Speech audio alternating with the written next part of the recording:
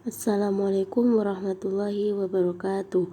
Perkenalkan, nama saya Rega Destisha Putri, PGMI 5D. Di sini saya akan menjelaskan tentang pendekatan, strategi, metode, dan teknik pembelajaran IPS, MI atau SD. Model sebelum kita masuk pada pendekatan pembelajaran, kita akan menjelaskan tentang model pembelajaran. Menurut Joyce dan Weil, model pembelajaran adalah kerangka konseptual yang melukiskan proses pembelajaran yang sistematis dalam pengorganisasian pengalaman belajar untuk mencapai tujuan, dan berfungsi sebagai pedoman bagi perancang pembelajaran dan para guru dalam merancang dan melaksanakan proses belajar mengajar. Macam-macam model pembelajaran ada: model interaksi sosial, model pengelolaan informasi, model indikasi tingkah laku, pembelajaran kooperatif, model pembelajaran berbasis proyek, model pembelajaran discovery, dan yang terakhir model pembelajaran role playing. Selanjutnya masuk pada pendekatan pembelajaran.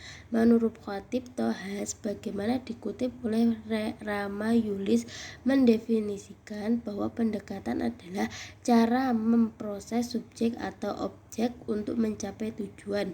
Pendekatan juga bisa berarti cara pandang terhadap sebuah objek persoalan, di mana cara pandang itu adalah cara pandang dalam konteks yang luas. Macam-macam pendekatan pembelajaran. Yang pertama adalah pendekatan pembelajaran yang berorientasi pada guru atau disebut teacher-centered approach.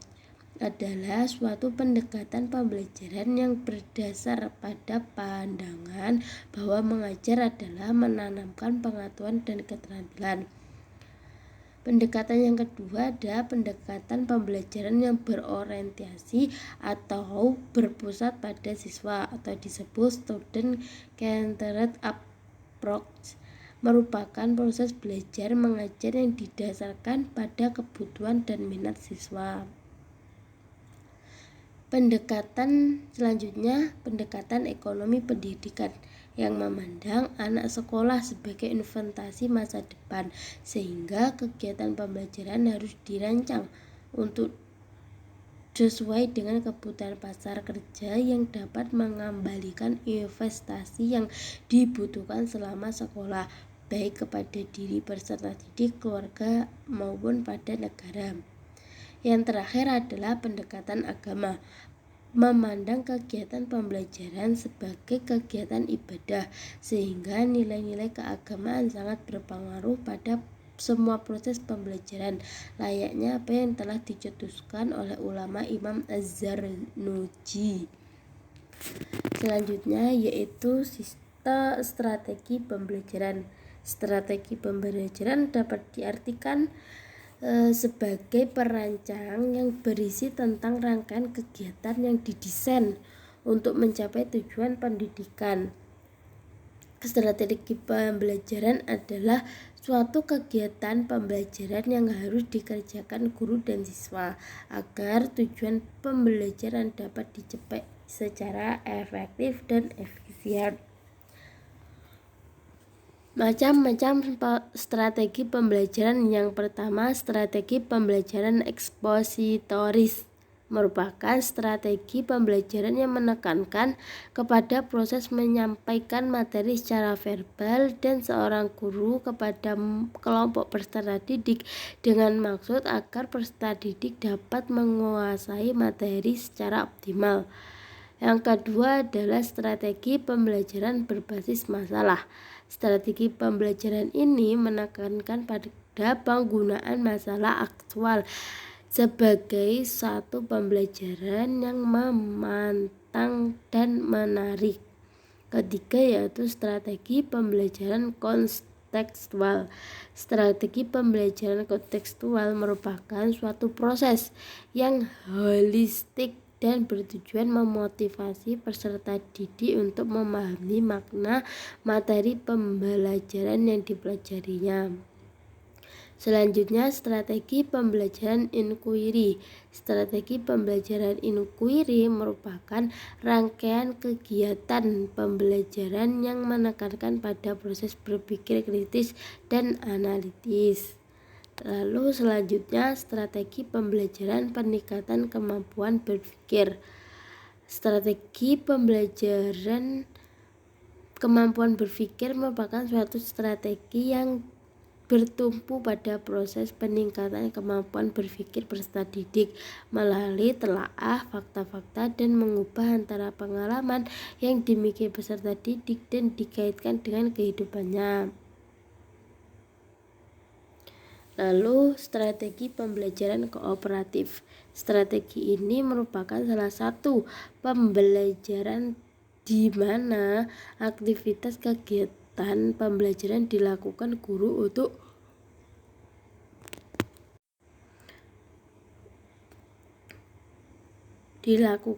dengan menciptakan kondisi belajar yang memungkinkan terjadi proses belajar bersama peserta didik. Yang terakhir adalah strategi pembelajaran afektif. Strategi pembelajaran afektif adalah strategi yang bukan hanya bertujuan untuk mencapai pendidikan kognitif saja, akan tetapi juga bertujuan untuk mencapai dimensi lainnya. Lalu metode pembelajaran. Metode pembelajaran adalah suatu ilmu pengetahuan yang membahas tentang bagaimana cara-cara atau teknik yang perlu ditempuh atau dipergunakan dalam upaya menyampaikan materi atau bahan ajar kepada objek, yaitu peserta didik. Jadi yang dimaksud dengan metode pembelajaran adalah suatu ilmu yang membicarakan bagaimana cara atau teknik menyajikan bahan pelajaran terhadap siswa agar tercapai tujuan yang telah diinginkan. Lalu macam-macam metode pembelajaran. Yang pertama, metode tanya jawab. Merupakan cara pengajian pembelajaran dalam bentuk pertanyaan yang dikemukakan oleh guru yang harus dijawab oleh siswa. Kedua, metode drill. Metode ini digunakan untuk memperoleh suatu ketangkasan atau keterampilan dari apa yang dipelajari. Metode pemberian tugas atau resitasi. Metode ini berbeda dengan pemberian pekerjaan rumah atau PR. Metode resitasi lebih luas dari itu. Resitasi merangsang anak untuk aktif belajar baik secara individu maupun kelompok. Lalu metode karya wisata. Metode ini biasa disebut juga dengan metode wisata dan studi tour. Dalam metode ini, cara penyajian pembelajaran dilakukan dengan membawa peserta didik keluar untuk mempelajari berbagai sumber belajar yang terdapat di kelas. Metode eksperimen.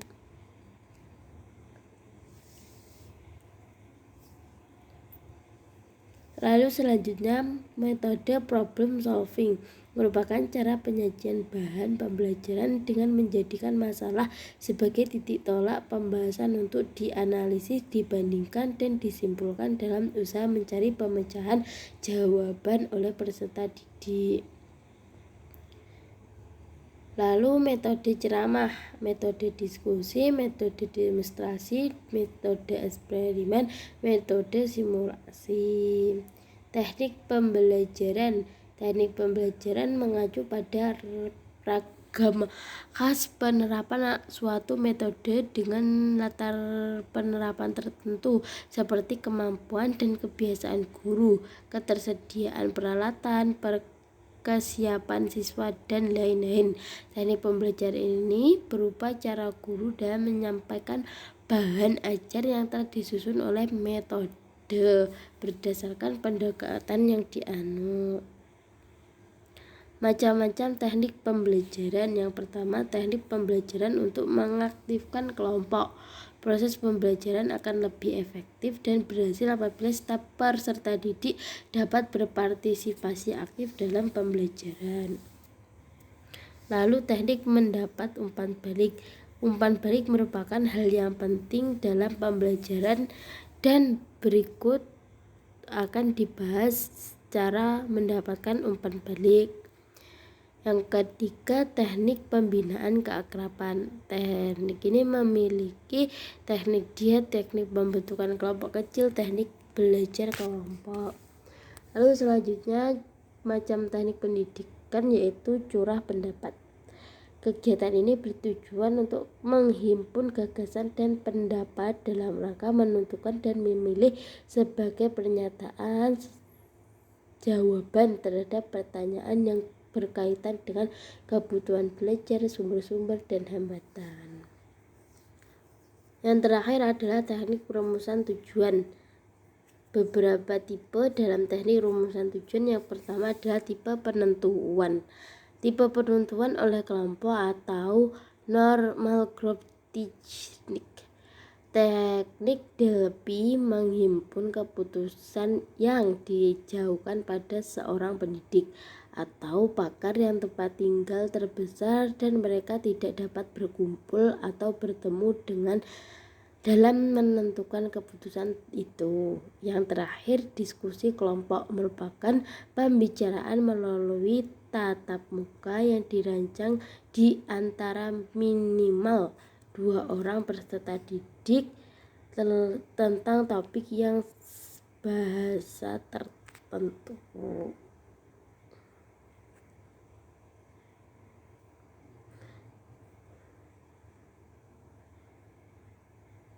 Baik, terima kasih penjelasan dari saya. Semoga dapat barokah. Wassalamualaikum warahmatullahi wabarakatuh.